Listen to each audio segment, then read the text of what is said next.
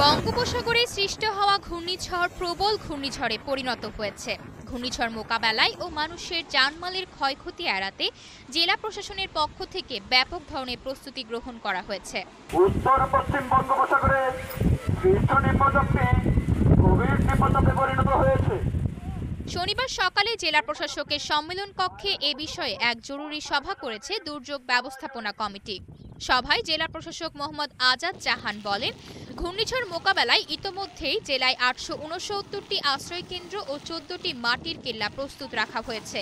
এছাড়াও ১৩,৮৬০ জন সিপিসির স্বেচ্ছাসেবক সদস্য প্রস্তুত সহ ৯৮টি মেডিকেল টিম এবং গবাদি পশুর জন্য ২১টি মেডিকেল টিম গঠন করা হয়েছে। তিনি আরও বলেন, দুর্যোগ মোকাবেলায় জেলা প্রশাসকের ত্রাণ তহবিলে মজুদ আছে ২,২৯১ মেট্রিক টন চাল, ১,০১৫ প্যাকেট শুকনো খাবার। এছাড়াও ৬,২২,০০০ নগদ টাকা রাখা হয়েছে, যা দুর্যোগকালীন সময়ে প্রয়োজনে দুর্যোগ কবলিতদের সব ধরনের সহায়তার ব্যবস্থা করা হবে। এদিকে ঘূর্ণিঝড় ঘিরে জেলায় কর্মরত সংশ্লিষ্ট সরকারি চাকরিজীবীদের ছুটি বাতিল করা হয়েছে।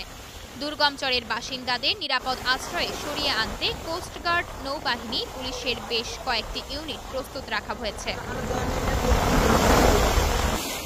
লঘুচাপের প্রভাবে দ্বীপ জেলা ভোলায় টানা বৃষ্টিপাত হচ্ছে। বুধবার ভোররাত থেকে গুড়ি গুড়ি বৃষ্টি শুরু হয়।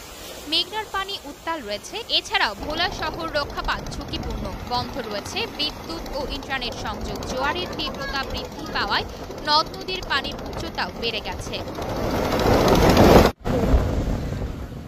অপরদিকে বৈরী আবহাওয়ার কারণে ভোলা নদী বন্দর থেকে অভ্যন্তরীণ নৌপথের সকল লঞ্চ চলাচল বন্ধ ঘোষণা করেছে বাংলাদেশ নৌ পরিবহন কর্তৃপক্ষ।